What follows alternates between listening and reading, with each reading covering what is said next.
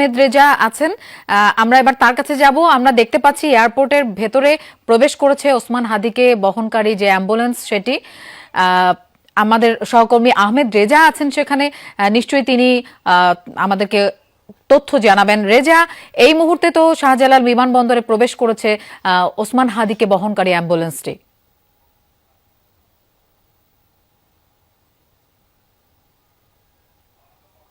ইতিমধ্যে শাহজালাল বিমানবন্দরের ৮ নম্বর গেটে কিন্তু এসে তাকে বহন করি, অর্থাৎ ওসমান হাদিকে বহনকারী যেই এয়ার অ্যাম্বুলেন্সটি সেটি প্রবেশ করেছে ৮ নম্বর গেট থেকে এবং সেটি ইতিমধ্যে ঢুকে গিয়েছে। তার যে বহরটি এসেছে সেই বহরের কিন্তু বেশ কয়েকজন ছিল এবং আমরা জানতে পেরেছিলাম যে ঠিক দুজন তার সফরসঙ্গী হচ্ছেন এবং আপনারা দেখতে পাচ্ছেন যে ৮ নম্বর গেট থেকে, অর্থাৎ বিমানবন্দরের ৮ নম্বর গেট থেকে সেই যে তাকে বহন করি অ্যাম্বুলেন্সটি সেটি আসলে ভেতরে প্রবেশ করেছে, সেই ছবি আপনারা দেখতে পাচ্ছেন। এবং সেখানে বেশ কিছু আনুষ্ঠানিকতা শেষ করে তাকে উড্ডয়নের পর সিঙ্গাপুরের উদ্দেশ্যে যে এয়ার অ্যাম্বুলেন্সটি রয়েছে সেটি আসলে চলে যাবে। এই মুহূর্তে ঠিক বিমানবন্দরের বেশ কিছু নিরাপত্তা বলয় অতিক্রম করে সেটি এয়ার অ্যাম্বুলেন্সটি যে রানওয়ে রয়েছে, নির্ধারিত রানওয়ে, সেই রানওয়ের দিকে কিন্তু এগিয়ে যাচ্ছে এয়ার অ্যাম্বুলেন্সটি। এই মুহূর্তে দেখতে পাচ্ছেন যে সেই নিরাপত্তা বেষ্টনীর কারণে হয়তো কিছুটা এখানে অনেকেই অপেক্ষমান অবস্থায় রয়েছেন এবং সেখানে নিরাপত্তা আলাদা,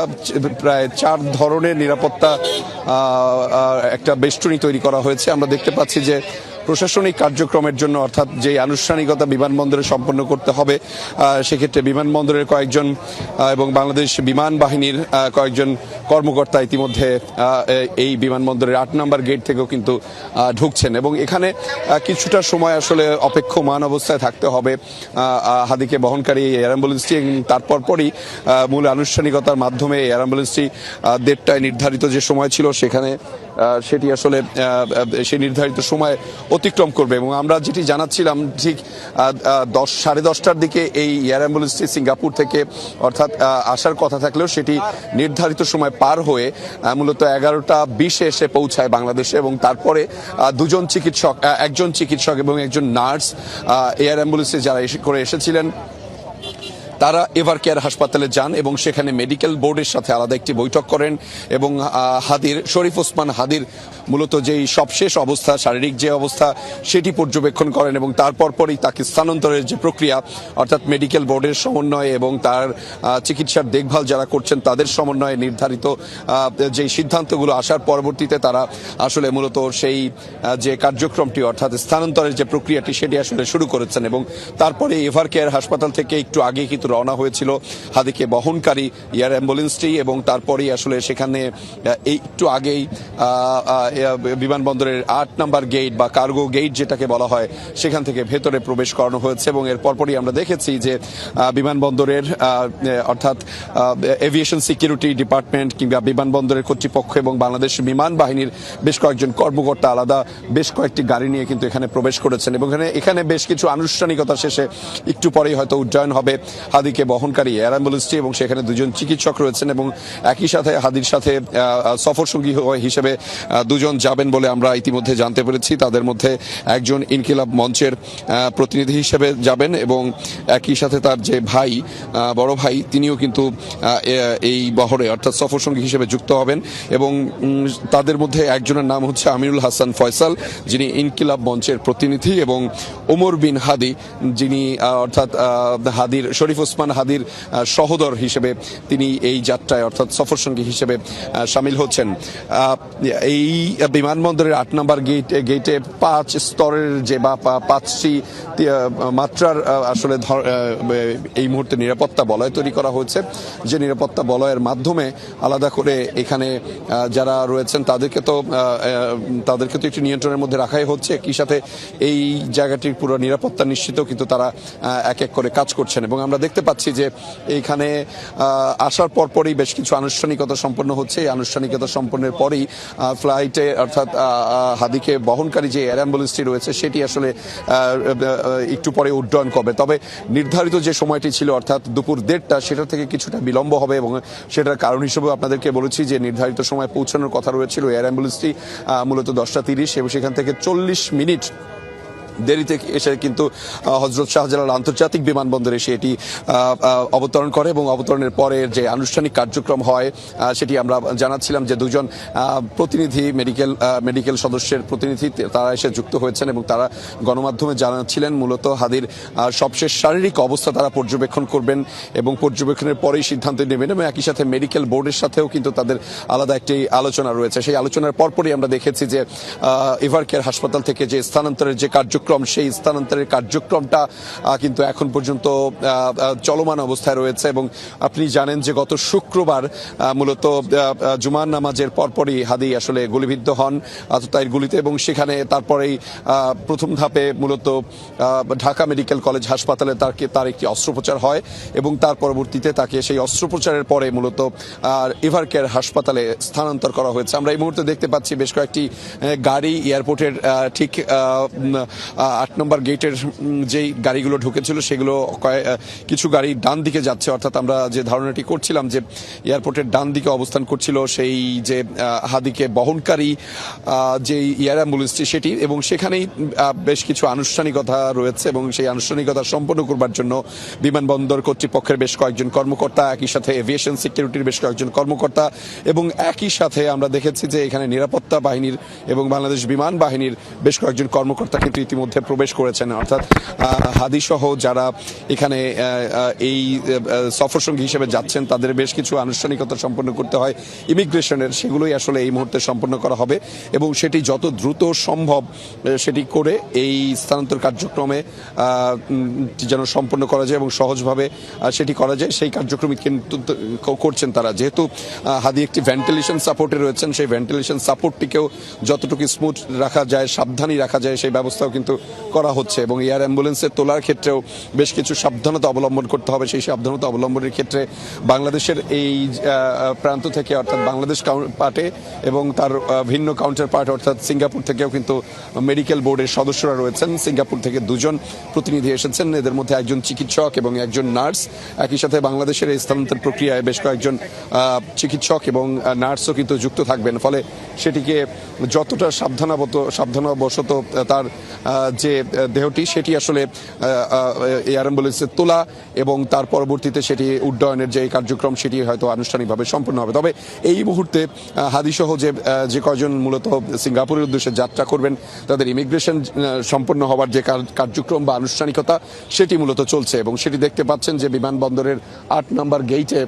সেটি চলমান রয়েছে। এখানে বেশ কয়েক স্তরের নিরাপত্তা বলয় তৈরি করা হচ্ছে। বাংলাদেশ বিমান বাহিনী, বাংলাদেশ পুলিশ,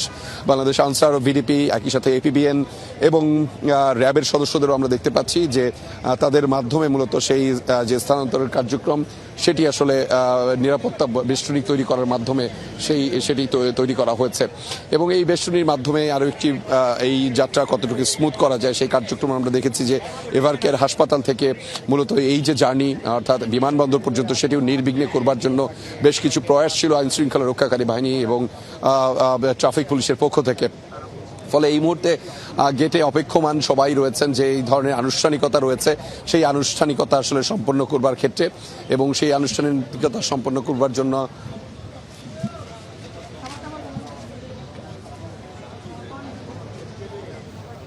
সেই আনুষ্ঠানিকতা শেষ করবার জন্য বেশ কিছু কার্যক্রম হয়তো এখন চলছে এবং সেখানে কি ধরনের আনুষ্ঠানিকতা বা কার্যক্রম চলছে আমরা আপনাদেরকে জানাতে চাই। এই মুহূর্তে দর্শক বাংলাদেশ বিমান বাহিনীর একজন কর্মকর্তার সাথে আমরা সেখান থেকে তথ্য নিয়ে জানাতে চাই যে সেখানে আসলে এখন কি ধরনের আনুষ্ঠানিকতা চলছে এবং ঠিক কটা নাগাদ উড্ডয়ন করতে পারে এখানকার এই যে তাকে বহন করে যে এয়ার অ্যাম্বুলেন্সটি। ফলে সেখানে বেশ কিছু আনুষ্ঠানিকতা তো অবশ্যই রয়েছে এবং এই আনুষ্ঠানিকতা সম্পন্নর ক্ষেত্রে সময় নিচ্ছেন। এখানে আমরা দেখতে পেরেছি যে হযরত শাহজালাল আন্তর্জাতিক বিমানবন্দরের কর্মকর্তারা এবং একই সাথে এভিয়েশন সিকিউরিটির কর্মকর্তারা এবং একই সাথে আমরা দেখেছি যে নিরাপত্তা বাহিনী এবং বাংলাদেশ বিমান বাহিনীর বেশ কিছু কয়েকজন কর্মকর্তা কিন্তু ইতিমধ্যে প্রবেশ করেছেন। আমরা যেমনটি জানাচ্ছিলাম যে হাদির সাথে অর্থাৎ শরীফ ওসমান হাদির সাথে যে কয়েকজন যাবেন তাদের যে ইমিগ্রেশন সম্পন্ন করবার বা যে কার্যক্রম আনুষ্ঠানিকতা রয়েছে সেটি এখন মূলত সম্পন্ন হচ্ছে এবং এর পরপরই কিছুটা সময় পরেই এই হজরত শাহজালাল আন্তর্জাতিক বিমানবন্দর থেকে হাদিকে উড্ডয়ন করে সেই এয়ার অ্যাম্বুলেন্সটি সিঙ্গাপুরের উদ্দেশ্যে উড্ডয়ন করবে এবং সেক্ষেত্রে নির্ধারিত সময় লাগতে পারে প্রায় 3 ঘন্টার মতো। ফলে সেইখানেও বেশ খানিকটা অপেক্ষা। আপনারা জানেন যে শুক্রবারের হাদি গুলিবিদ্ধ হওয়ার পরে পুরো দেশ কিন্তু তার জন্য দোয়া করছিল, তার স্বাস্থ্যের উন্নতির জন্য। যদিও চিকিৎসকরা তাকে বলছিলেন তিনি বেশ আশঙ্কাজনক অবস্থায়, সংকটাপন্ন অবস্থায় রয়েছেন এবং সেই সংকটাপন্ন অবস্থায় থেকে আসলে তিনি আসলে কি অবস্থায় রয়েছেন আমরা একটু আপনাদের সাথে একটু কথা বলতে চাই যে এখানে আসলে কি ধরনের আনুষ্ঠানিকতা চলছে একটু কি জানাবেন আমাদের? এই মুহূর্তে তারা আসলে যেহেতু ওসমান হাদিকে সিঙ্গাপুরে যে এয়ার অ্যাম্বুলেন্সটি এসেছে 11:20-এ যেটিতে করে নিয়ে যাওয়া হবে সেটি পুরোপুরি প্রস্তুত কিনা? সেটি পুরোপুরি প্রস্তুত লোপা, এবং সেই পুরোপুরি প্রস্তুতের আসলে আমরা বিমানবন্দর থেকে বের হওয়া একজন চিকিৎসক এবং একজন নার্সের সাথে কথা বলছিলাম। তারা পুরোপুরি প্রস্তুত অবস্থায় রয়েছেন এবং তারপরেই তারা কিন্তু আমাদেরকে যমুনা টেলিভিশনকে জানাচ্ছিলেন তারা কিন্তু যমুনা টেলিভিশনকে জানিয়েছিলেন যে তারা প্রস্তুত এবং হাদির শারীরিক অবস্থা বিবেচনায় আসলে তারা বেশ খানিকটা চিন্তিত এবং সেইটার সময় নিচ্ছেন। এবং এই মুহূর্তে আপনারা দেখতে পাচ্ছেন দর্শক, মূলত হাদিকে এয়ার অ্যাম্বুলেন্সে তোলা হচ্ছে এবং সেই কার্যক্রম চলছে। আমরা দেখতে পাচ্ছি দর্শক, আপনারা যমুনা টেলিভিশনের মাধ্যমে দেখতে পাচ্ছেন যে হাদিকে অ্যাম্বুলেন্স থেকে মূলত যেই এয়ার অ্যাম্বুলেন্সে তোলার যে কার্যক্রম সেটি আসলে সম্পন্ন হচ্ছে এবং সেখানে আমরা বলছিলাম বেশ কিছু সাবধানতা অবলম্বন করতে হবে, যেহেতু তিনি ভেন্টিলেশন সাপোর্টে রয়েছেন এবং সেই ভেন্টিলেশন সাপোর্টটি সঠিকভাবে সেই প্রক্রিয়া সঠিকভাবে পরিচালনার জন্য কিন্তু ইতিমধ্যে সিঙ্গাপুর থেকে 2 জন মেডিকেল প্রতিনিধি এসেছেন এবং একই সাথে সেখানে যুক্ত হয়েছেন বাংলাদেশের যে মেডিকেল বোর্ডের সদস্যরা। ফলে সেই কার্যক্রমটা কিন্তু খুবই সাবধানতা বশত অবলম্বন করে হাদিকে যে স্থানান্তর প্রক্রিয়া প্রথম ধাপে আপনারা জানেন বেশ কয়েকটি স্থানান্তরের কার্যক্রম কিন্তু তার এই গুলিবিদ্ধ হবার পর থেকে কিন্তু তিনি হতে হয়েছে এবং সেটি প্রথমেই দেখেছি যে ঢাকা মেডিকেল কলেজ হাসপাতালে প্রথম ধাপে তার অস্ত্রোপচারের পরে তাকে স্থানান্তর করা হয়েছে এভার কেয়ার হাসপাতালে। সেখান থেকে আবার আজকে কিন্তু দ্বিতীয় ধাপে কিন্তু তাকে স্থানান্তর করা হচ্ছে যে সিঙ্গাপুরে। এবং আপনি জানেন যে এই যে